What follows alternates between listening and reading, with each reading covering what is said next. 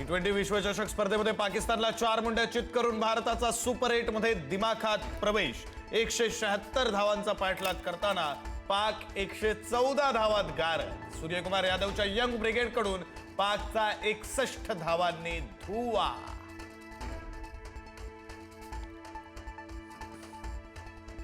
Suryakumar यादवच्या young ब्रिगेडनं पाकिस्तानचा धुव्वा उडवल्यानंतर देशभरामध्ये cricket प्रेमींचा जल्लोष। फटाके फोडत भारत माता की जयचा जयघोष करत आनंदोत्सव।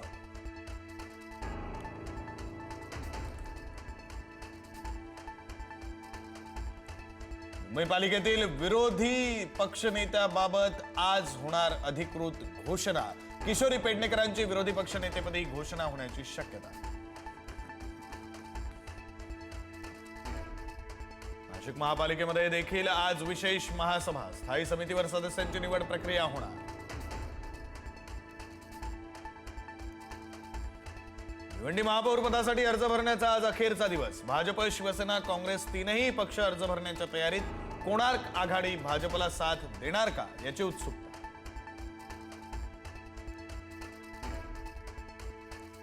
राष्ट्रवादीच्या आमदारांची आज संध्याकाळी मुंबईमध्ये बैठक। राष्ट्रवादीच्या राष्ट्रीय अध्यक्षपदाबाबत बैठकीत चर्चेची शक्यता। उपमुख्यमंत्री सुनेत्रा पवारांच्या उपस्थितीत देवगिरीवर बैठकीचं आयोजन।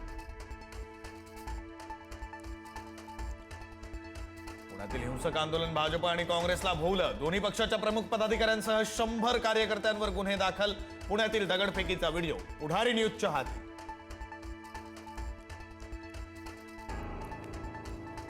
हिंदू माणसानं हिंदूंकडूनच खरेदी करावी। घरातील काही गोष्टी बिघडल्यास हिंदू टेक्निशियन कडूनच दुरुस्त करा। अभिनेते शरद पोंक्षे यांचं वक्तव्य।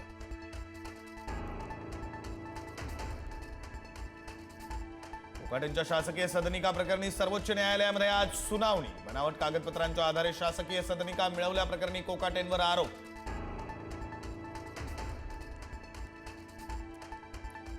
मंत्री पंकजा मुंडेंच्या कार्यकर्त्यांनी जीवे मारण्याची धमकी दिली। करुणा मुंडेंचा मोठा आरोप। पंकजा आणि धनंजय यांच्या विरोधात बोलू नको असंही धमकावल्याचा आरोप।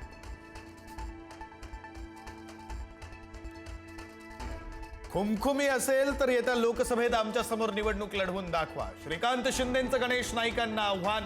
नाईक यांना वयोमानानुसार स्मृतिभ्रंश झाल्याचाही लगावला टोला। संजय राऊतांचे आरोप बिनबुडाचे। त्या जागेची आणि घटनेशी संबंध नाही। राऊतांनी पोस्ट केलेल्या व्हिडिओवर विधानसभा अध्यक्ष राहुल नार्वेकरांचं प्रत्युत्तर।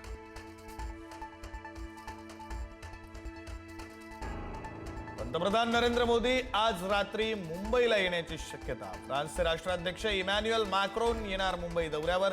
मॅक्रोन यांच्या स्वागतासाठी मोदी मुंबई विमानतळावर हजर राहण्याची शक्यता।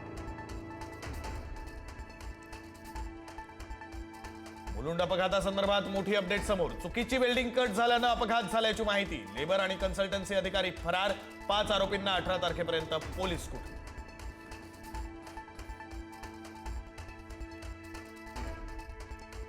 मुंबईमधील हवा आरोग्यासाठी अति धोकादायक श्रेणीत। भिवंडी पूर्वचा निर्देशांक 463 इतका नोंदवला तर जुहूमधील हवेचा निर्देशांक 390 वर।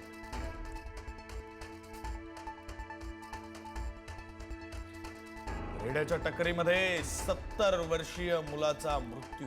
नांदेड जिल्ह्यातल्या कंधार तालुक्यातील घटना। आले गावातील उत्साही मंडळींनी केलेलं रेड्यांच्या टक्करीचं आयोजन।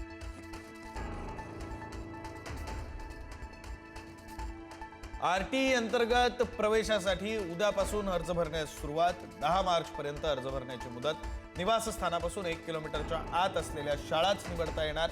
जास्तीत जास्त 10 शाळांचीच निवड करावी लागणार। केदारनाथ मंदिराचे दरवाजे 22 एप्रिल रोजी भाविकांसाठी पुन्हा उघडणार। महाशिवरात्रीच्या पावन पर्वावर यात्रेचा मुहूर्त निश्चित।